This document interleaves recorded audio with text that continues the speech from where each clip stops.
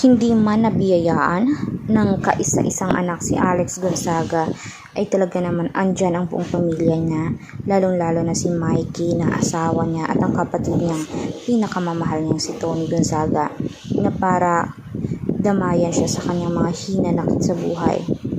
Malaki umanong dagok na nangyari sa kanya dahil sunod-sunod umanong 3 miscarriage ang nangyari sa kanya.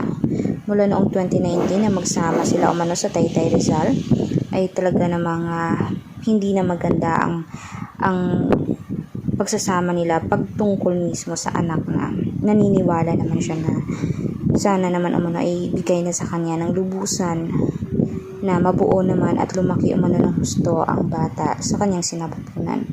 Gayon pa man, malungkot si Alex. Nakikita naman natin na masaya siya sa camera, sa mga vlog niya. Pero pag sila lamang dalawa ni Mikey ay talagang dun siya nagbe-breakdown. Nakakaiyak talaga ang serye na kung saan in-interview si Mikey. At talaga namang hindi niya mapigilang maluha at maawa sa kanyang asawa.